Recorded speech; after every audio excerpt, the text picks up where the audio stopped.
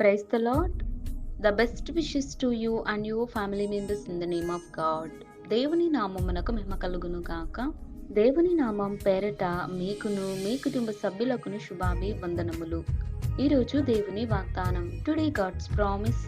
ఉపదేశమును నిరాకరింపక దానిని అవలంబించి జ్ఞానులై ఉండుడి. సామెతలు గ్రంథం 8వ అధ్యాయం 33వ వచనం. Hear instructions and be wise and do not neglect it. The book of Proverbs chapter 8 verses 33.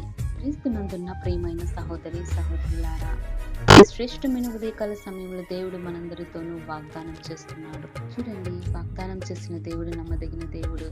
ఆయన ఆపత్కాలంలో మనల్ని అందరినీ రక్షించగలిగే గొప్ప దేవుడై ఉన్నాడు. దేవుని యొక్క ఆజ్ఞానుసారంగా మనం జీవిస్తే దేవుడు తప్పకుండా మన కుటుంబాలను, మన యొక్క జీవితాలను మారుస్తాడు. మన పరిస్థితులను, స్థితిగతులను మార్చే దేవుడై ఉన్నాడు. అయితే దేవుడు దినమున వాగ్దానం చేస్తున్నాడండి. ఉపదేశమును నిరాకరింపక దానిని అవలంబించి జ్ఞానులై ఉండమని దేవుని యొక్క వాక్యం ఈ రోజున సెలవిస్తుంది. చూడండి, సొలొమోను దేవుని యొక్క భయం కలిగిన వాడు, దేవుని యొక్క జ్ఞానమును పొందుకొని ఉన్నవాడు. మరి అంతటి జ్ఞానవంతుడైన సొలొమోను దేవుని యొక్క పాదాల చెంత దేవుడు తెలియజేసినటువంటి ఉపదేశాలను అనుసరిస్తూ వాటిని పాటిస్తూ దేవునికి ఇష్టమైన బిడ్డగా జీవించాడు. అయితే మనము ఈ దినమున దేవుడు తెలియజేసినటువంటి వాగ్దానాలను బట్టి మనం ప్రార్థించుకోవాలి.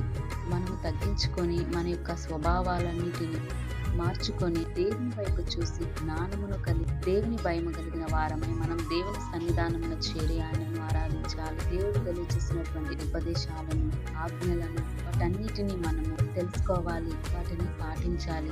వాటిని పాటించకుండా మన ఇష్టానుసారంగా జీవించినట్లయితే మన యొక్క జీవితం పాడైపోతుంది. సాతాను మన జీవితాలతోనూ అనేక సమస్యలను, ఇరుకులను, ఇబ్బందులన్నిటిని కూడా కలిగి చేస్తాడు. అందుకే దేవుని భయం కలిగి ఉండాలి. మనం దేవుని యందు మనం విశ్వసిస్తే, దేవుడిని నమ్మినట్లయితే తప్పకుండా దేవుడు మనకు సహాయం చేసే దేవుడై ఉన్నాడు. ఇంకా యథార్థంగా జీవిస్తూ దేవుని వాక్యం చదువుకుంటూ ప్రార్థించుకుంటూ మన యొక్క జీవితాలను సరి చేసుకునే వారముగాను మనం అందరం ఉందుము గాక.